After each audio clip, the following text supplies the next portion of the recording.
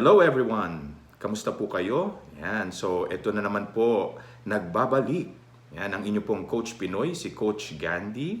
So para po dun sa mga subscribers na po natin sa atin pong social media account, of course, alam ko po na miss nyo po ako. Alam nyo po ba kung bakit? Dahil na-miss ko rin po kayong lahat. So nandito na naman po tayo for some sets of learning na naman for today.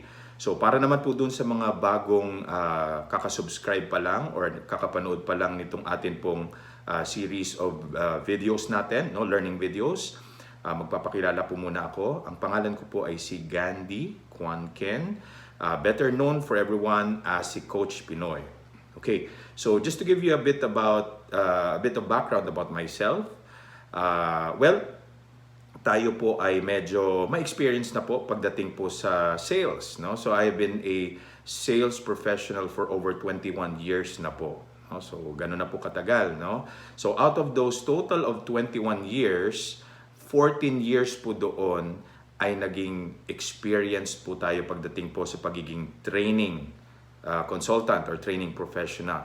Yan. So ako rin po, way back 2013, so mga 8 years ago, I became a licensed real estate broker or real estate professional. In terms of people that I was able to train na, I have trained over, siguro more or less mga 10,000 professionals na po. So these are sales and non-sales professionals po, no? So I've already created several business programs, total of around 16 to 20 programs actually, no? And right now, I'm running around 6 to 7 businesses po. Okay? So, in terms of my educational background naman po, ako po ay nag-graduate ng Bachelor of Science major in Marketing. So, yan po, no? So, just to give you a bit about my background. So, most of the time po, the people that I've been training, like I mentioned earlier po, are mostly mga sales.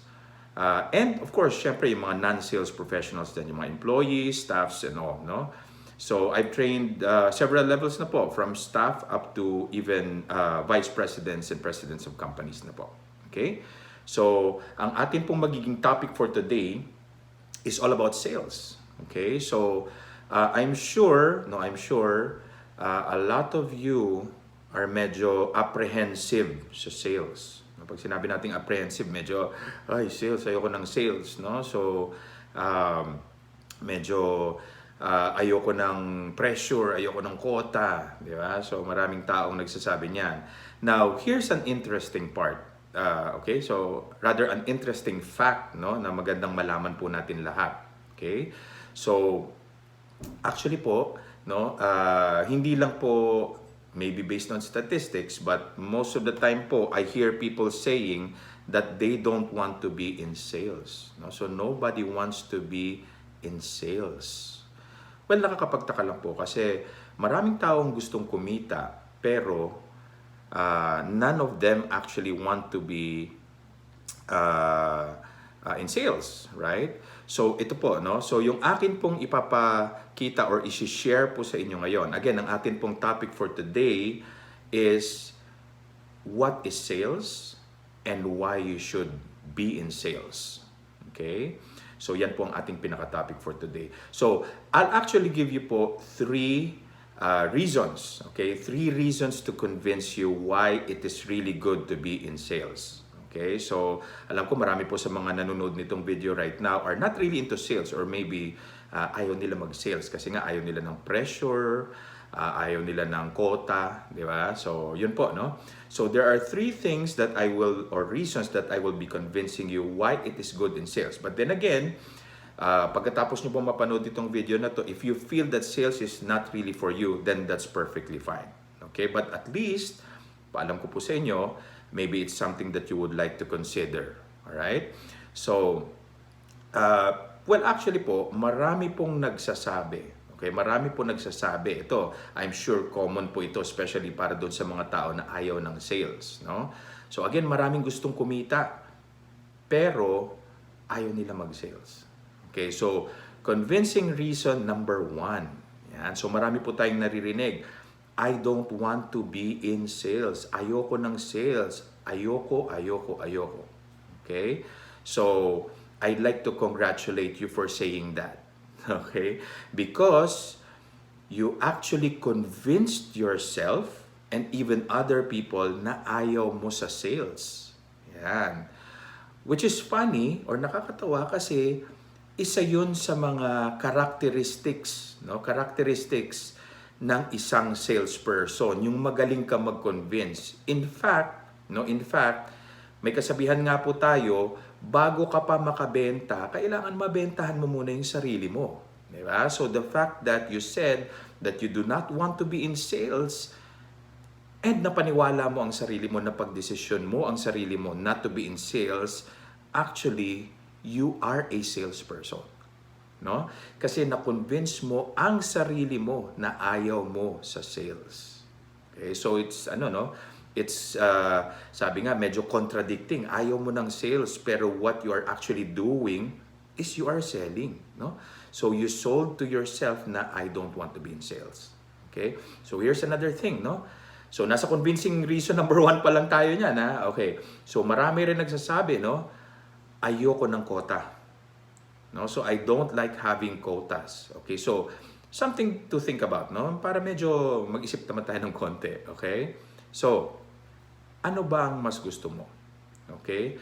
Ano ba ang mas gusto mo? Gusto mo ba yung ayaw mo kasi ng quota, di ba? You don't like quotas, right? Okay, ano ba ang gusto mo?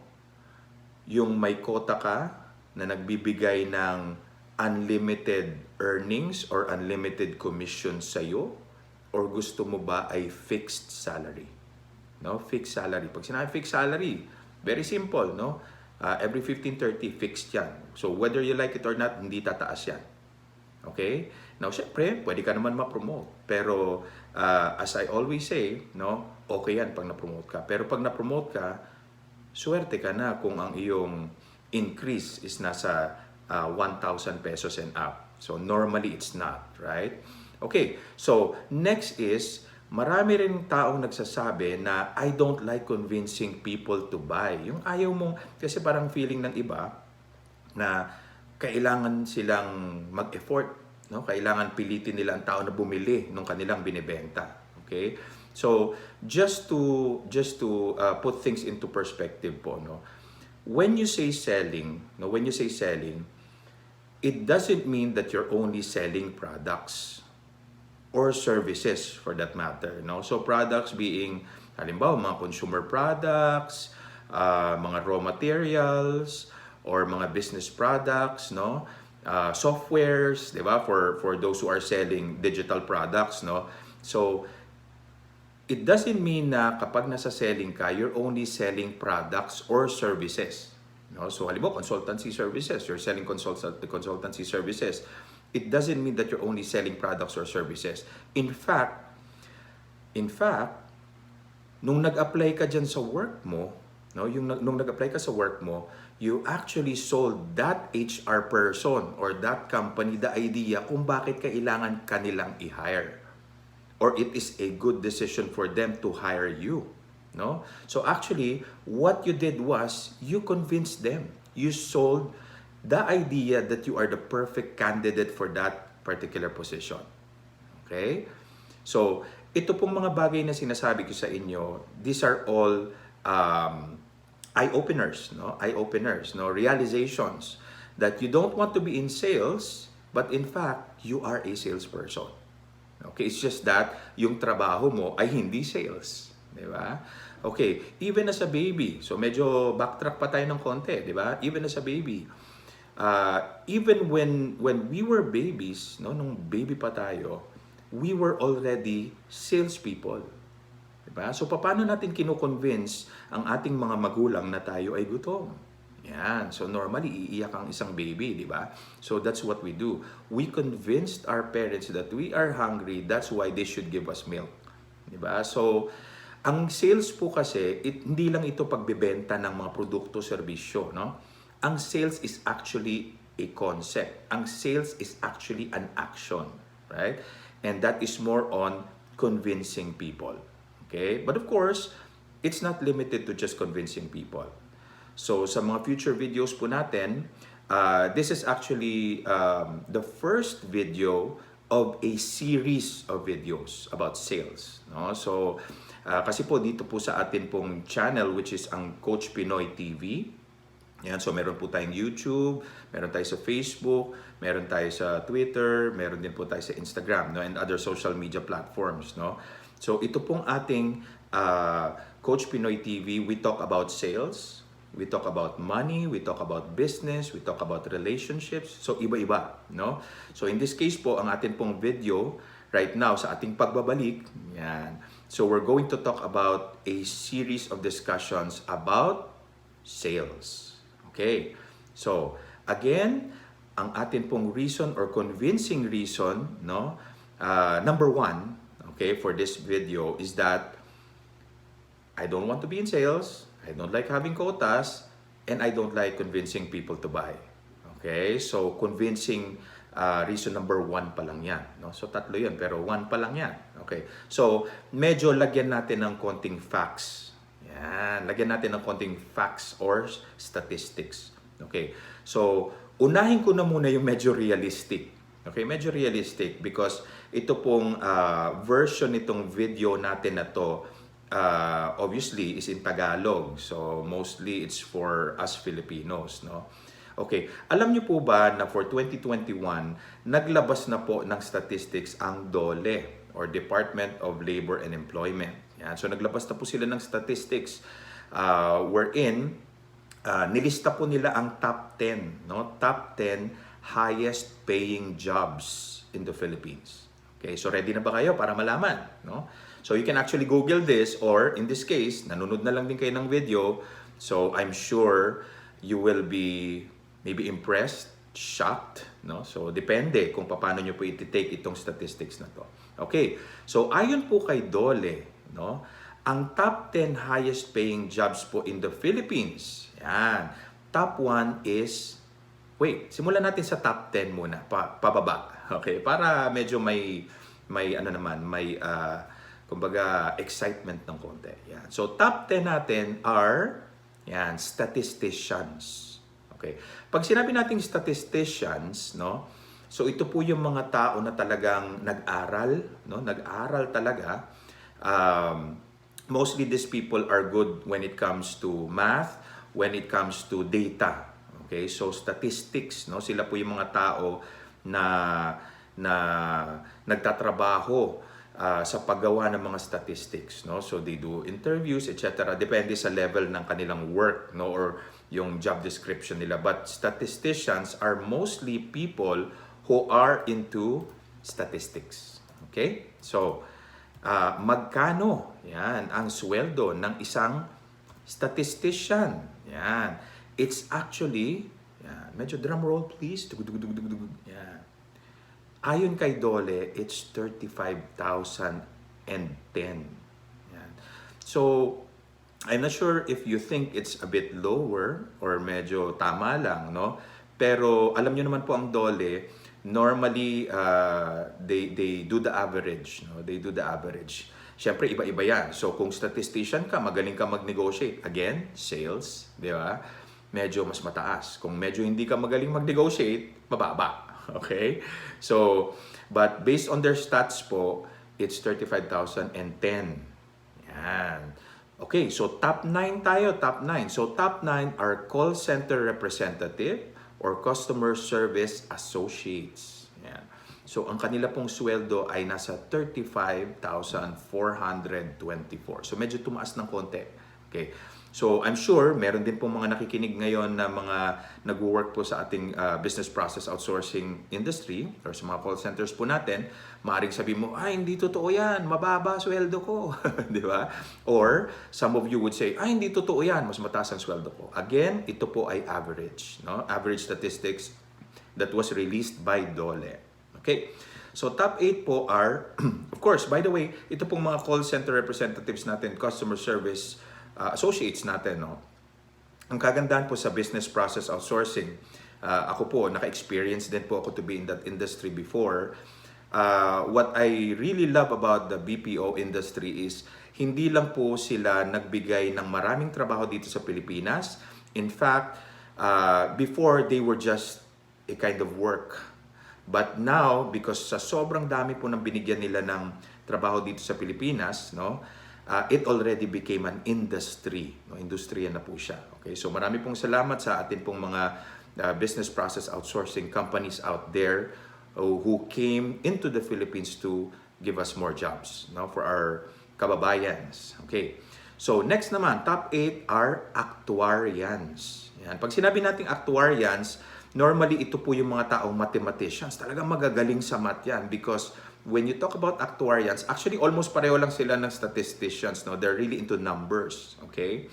Now, ito pong mga actuarian natin, they earn around 35,480 pesos per month ayon kay Dole.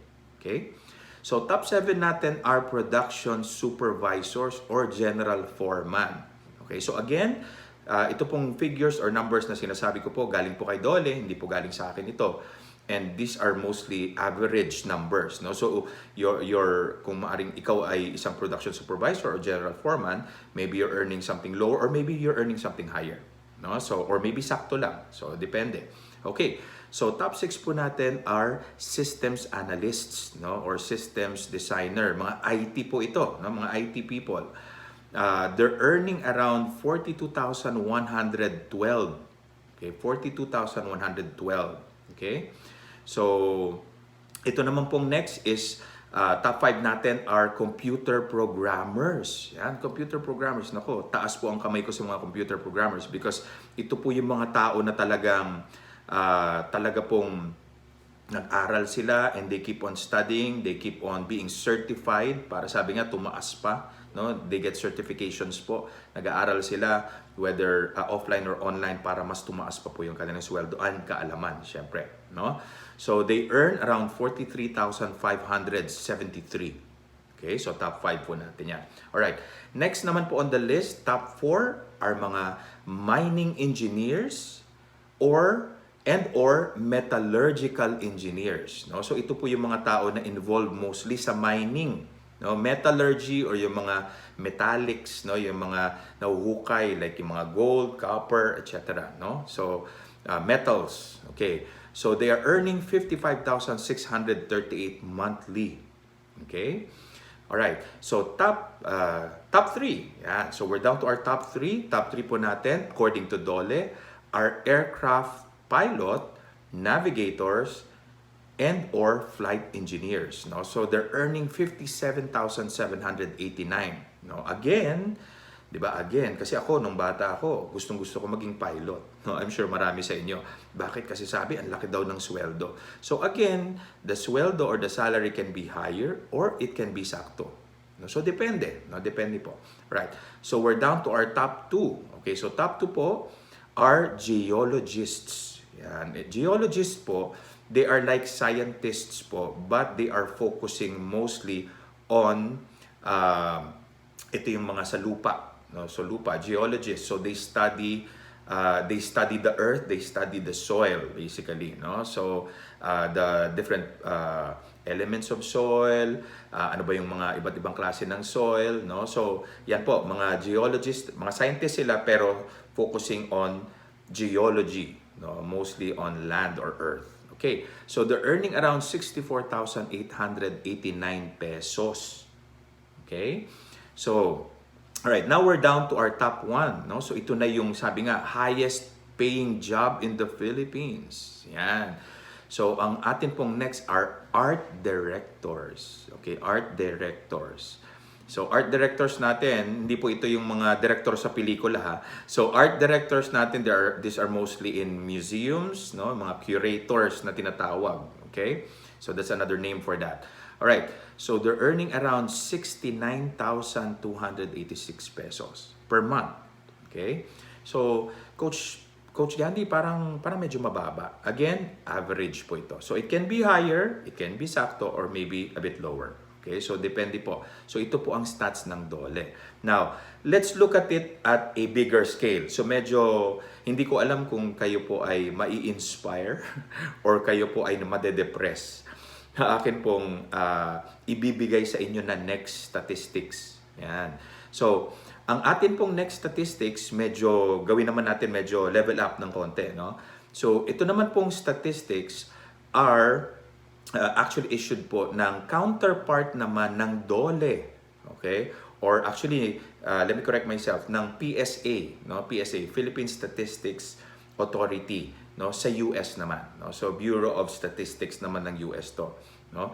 So according to them, ito po yung top 10 highest paid or highest paying careers yan sa US. Okay? So, let's start off with, actually, hindi top 10 lang to. These are 20, okay, these are 26, top 26, no? So, top 26.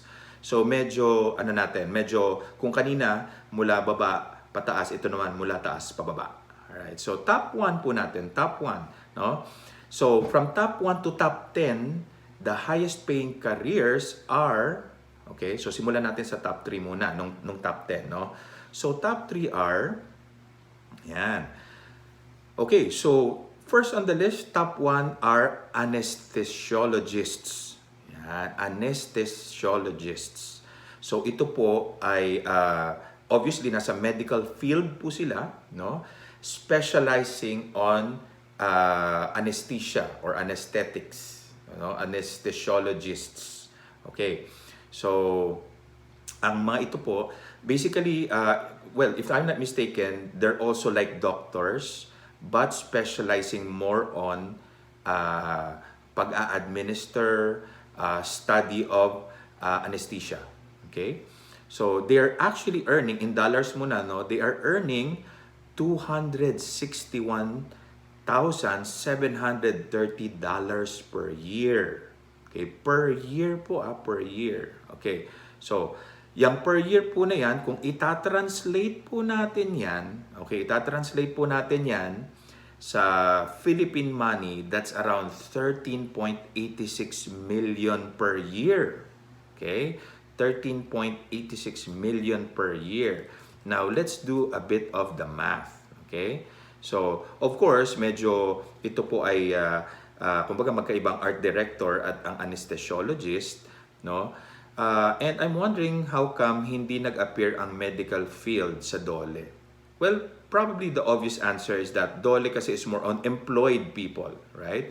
And anesthesiologists or medical practitioners are mostly professionals. Okay, so of course, their data is somewhere else different, no? So hindi po sa DOLE. Okay, so now, let's do a bit about the math. Okay, so kung yan ay 13,086,000, okay, per year, divide mo lang po sa 12, that's around 1,090,500 pesos per month. Yan, ganyan sila kalaki kumita. Okay? So, again, di ko alam kung kayo po ay ma-inspire or ma-depressed, pero yan po ang kinikita buwan-buwan or bawat taon, no, ng isang anesthesiologist or yung top or highest paying career, no, sa US. Okay. And of course, next dyan ay general surgeons and oral surgeons. Okay. So they're earning, of course, ang general surgeon po natin is $252,040 or around 12.6 million per year. Oral surgeons are $237,570 or 18.11 million per year. Yan. So medyo mahaba-haba itong list na to kasi nga top 26. So hindi ko na po ipimension yung iba. But the thing is, yung atin pong, so medyo babrowse ko na lang po ng konti. No? Dadaanan na lang natin ng konti. Okay, so top 10. Okay, top 10. So mostly medical field. Okay, medical field. Pero po, ito yung medyo next naman, yung top 11 natin are CEOs. No, CEOs or Chief Executive Officers ng companies. Okay, ng multinational companies, no? Or global companies in this case. All right. Next, yung ating pong top 12 to 15, these are all still medical professionals. Okay, medical professionals. All right? And then, top 16 to 20, medyo nag-iba-iba na, no? So, meron tayong airline pilots, co-pilot, flight engineers, meron tayong IT people, no? So, mga computer and information systems managers, architectural and engineering managers, petroleum engineers, meron din tayong judges, magistrate, judge, and magistrates. So yan yung mga, sabi nga mga judge, no, sa korte. Okay? Alright, so top 21 to 26, ito na. No? So top 21 to 26. Diyan na ngayon pumasok ang marketing managers, financial managers, natural science managers, pharmacists, yan. And kasama na po dyan yung last two, which is ang sales managers, and last is all other occupations. Okay, so ito pong convincing reason number 2 natin, ito po yung medyo, sabihin na natin, analysis natin dito sa atin pong, dito po sa ating part na to, no? Okay, so take note, sales managers, no, in the US are earning $126,640 per year. Or to convert it to pesos, that's 6.3 million per year. Okay? And alright, now, here's an analysis. Ang 126,640 or $126,640, okay? That's only half, no? Half lang. Okay, half lang ng kinikita ng top nila, which is anesthesiologist. Okay, half. All right? Now, all other occupations, no, other than what was already mentioned, no, is averaging per year ng $53,490 or around 2.6 million per year. Okay? So, kung mapapansin nyo, napakalayo, no? So, kung ikukumpara natin siya, okay, kung ikukumpara natin siya sa career bago itong all other occupation, which is sales managers, no? Ang $53,490 or 2.6 million per year is only 1/3. Okay? Tama ba? 1/3. Or almost 1/4. Okay? Almost 1/4 po ng kinikita ng sales managers. Okay? Kasi 126,640 versus 53,490. Diba? Now, ito pa, no? Ito pa. That's only, or that's around 216,000 per month. So, $53,490 per year, okay? Kung i-convert nyo po yan, tama ba yung numbers natin? So, okay, so let's compute. So, that's $53,490, okay, dollars, right? So, yan po ay, okay, so 2.6 million, convert na natin siya per year, di ba? Okay, divide nyo lang siya by 12, alright, that's 216.67, 216,666.67, no? Per month ang kita ng all other occupations sa US. Alright. So now, here's the thing. Whether US ka, or in this case, nasa Pilipinas tayo, no? Okay. So, right now, if hindi, una sa lahat, para kumita ka, dito muna tayo sa rate ng Pilipinas, no? Para mas realistic, no, Coach Gandhi. Okay. Kung mapapansin mo, pareho lang actually, kung i-analyze mo mabuti, pareho lang ang factors or elements when it comes to both, no, sa US and sa Pilipinas. Okay, ano itong some of these factors, no? Kung mapapansin nyo, ang top 10 natin, out of all the 10 mentioned highest paying jobs sa Philippines, no, na sinabi po natin kanina, okay? Yung medyo, sabi nga natin, generic. Pag sinabi natin generic, anybody can actually go into that profession. Okay, anybody can actually go into that profession. Out of the 10, ang nakikita ko po dito is yun lang pong call center representative and a little bit of the production supervisor and general foreman. Okay, so not to offend anyone, no? I don't have any intention to offend anyone, but here's what I'm saying. Sa top 10 po na yan, no? Para makapasok ka dyan sa top 10 na yan, yung medyo madaling pasukan. Naalala ko tuloy ng college, no? I'm sure nakaka-relate kayo. Nung namimili tayo ng course, isip natin, ano ba dyan yung medyo madali na makakapasok agad na hindi kailangan ng quota, di ba?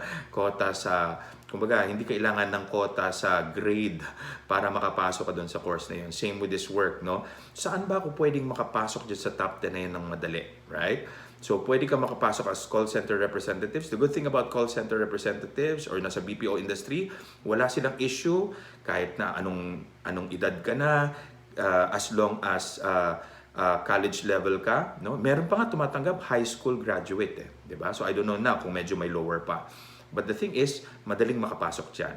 Okay? Kasi meron naman po tayong local accounts, meron tayong international accounts. So depende sa skills mo. And meron naman mga training for that, okay?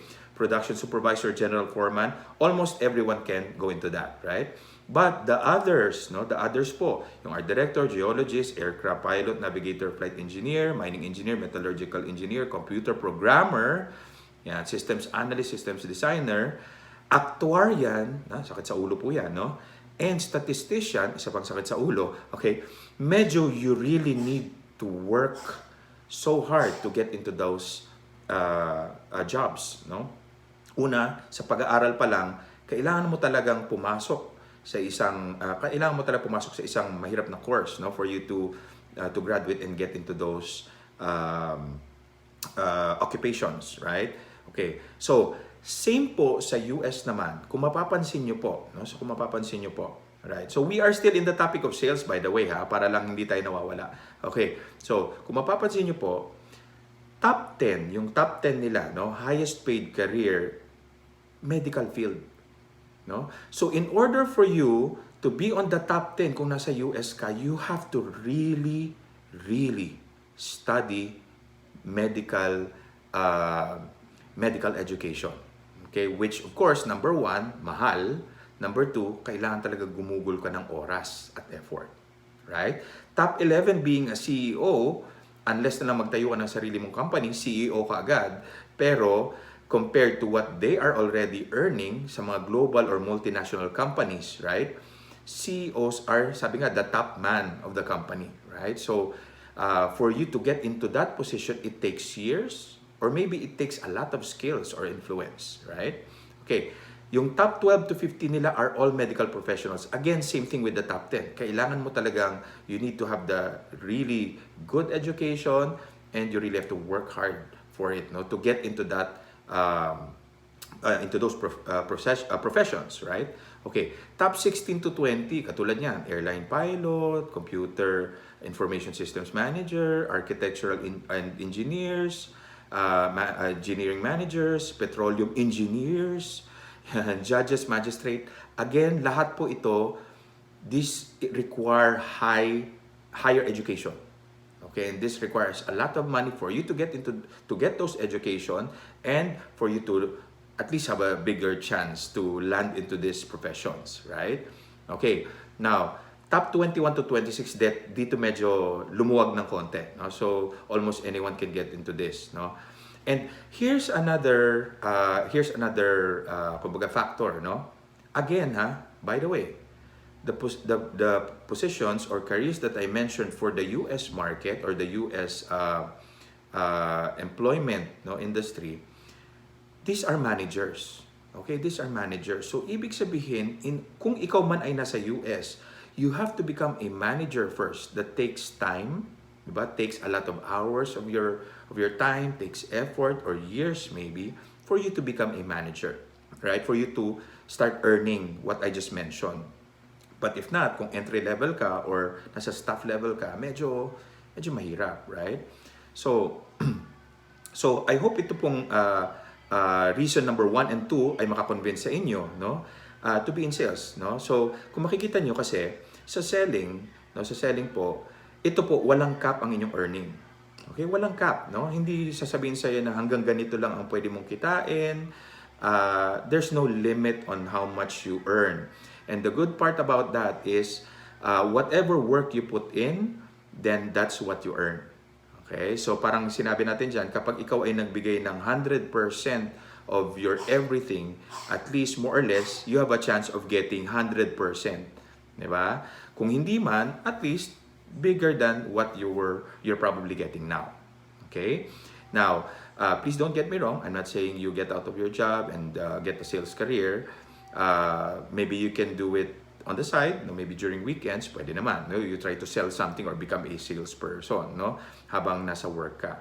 Okay, now, kung hindi pa po kayo na-convince doon sa ating two convincing reasons, here's a third reason. No? Huwag kayong mag-alala, final na po ito. Okay, so convincing reason number 3. Okay, convincing reason number 3. According to Katie Hill of MarketWatch, no? So ito medyo research po ito, no? Sabi niya, the number one job billionaires and multimillionaires held before they got filthy rich, and this was published March 6, 2020, no? Sabi niya, the number one job billionaires and multimillionaires held before they got filthy rich, guess? Yes, it's sales. Okay? And medyo sabihin na natin, madali naman pong intindihin, no?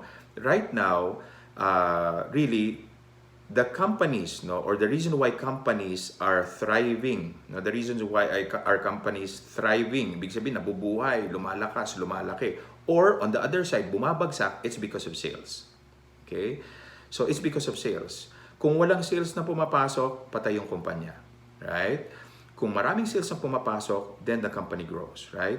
So what I'm trying to say here is this. Okay? Unless, right, before I wrap this up, no, unless ikaw po ay you have a very, very good education from a very, very good educational institution, or as long as you have a good education, right? And you can enter or you can go into those profession na sinabi ko kanina na matataas ang sweldo or kita, then go for it. Okay? But most of the time, yung atin pong mga, sabi nga, normal na citizens, no, or mga normal na mamamayan, okay, who maybe cannot afford to go to buy into expensive education, mahal kasi ang education talaga, no, okay, they can actually go for professions na madaling pumasok, right? Ngayon, kung medyo usually, okay, sabi nga, the reason why there are people who are paid higher than others, it's because yung mga profession po na yon ay either mahirap, no, mahirap pumasok doon, or kukonti lang yung mga taong nandoon. Specializations. Right? Kaya mataas ang kanilang kita. Kaya mataas ang bayad sa kanila. No? And kung saan naman mostly yung madaling pumasok or mas maraming pumapasok, obviously, demand and supply yan, di ba? If the demand is higher, okay? Well, in this case, hindi lang demand is higher, kung madaling pasukin o hindi, di ba? Pag ang isang trabaho ay madaling pumasok, normally they pay lower. Okay? Pag ang isang trabaho ay mahirap pasukin, or sabihin na natin, ang skills na needed for a particular job is really hindi siya ganun kadaling mahanap, then you can actually ask for a higher pay. Okay? So ito po, I was able to show you, no? So in yung pinaka-perspective natin, obviously lahat tayo gusto nating kumita ng malaki. Right? Sino ba dito ang ayaw gustong kumita ng malaki, di ba? So depende kung nasaan ka ngayon, kung nasaan ka pwede, or nasaan ka pupunta. Okay? Na profession for you to actually earn well. Now, going back into sales, sa sales po, number one, anybody, and I mean anybody can enter that profession. Okay? Anybody. Kahit anong edad ka pa, kahit anong edukasyon mo pa, you can enter sales. Okay? Now, number two. Okay, number two. Diba, remember sabi ko kanina, kung saan lahat, no, madaling pumasok at saan lahat, no, kumbaga common, mas mababa ang pay, no. Ang sales, yes, kahit sino pwedeng pumasok. Pero bakit pwedeng mataas ang pwede mong kitain? Because ang sales po, there's no cap in whatever you can earn. Okay? So again, it's up to you how you decide whether you go into sales or not. Pero most of the time, no, and I'd like to wrap this up by saying this, most of the time, the reason why people do not go into sales is because of their mindset or concept about sales. Na sales ay mahirap, sales ay may quota, no? Sales ay kailangan mo humarap sa tao, nakakahiya, kailangan mo mamilit.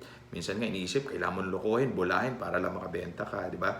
So with this mindset, with this concept, that's the reason why a lot of people are veering away from the sales profession. Okay? But actually po, ang sales po, talagang proven and tested na basta lang masipag ka, may kaalaman ka, and determinado ka talagang kumita, you will really earn a lot from sales. Okay?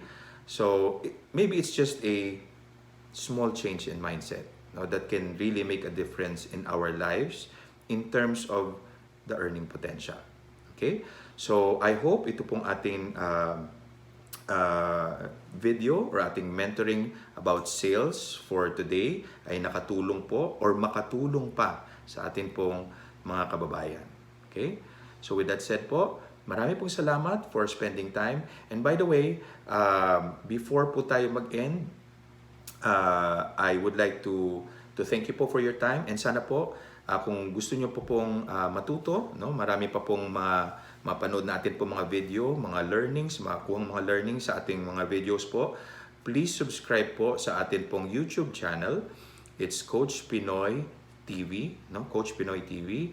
We also have Facebook, that's Coach Pinoy, no? Coach Pinoy 2020. Anyway, I'll put in the link po, no, para po makapag-subscribe po tayo, all right? And hit that notification bell din sa YouTube para po tayo po ay ma-inform or ma-notify po ng mga new videos. And syempre maganda niyan ay mas marami pa pong mga taong makakita o makaalam nitong pong ating social media, no? So marami pa po tayong matulungan. Okay, so this has been your Coach Pinoy, si Coach Gandhi. And sana po marami po tayong natutunan for today. And I wish you well. Please stay positive, stay safe, and stay blessed.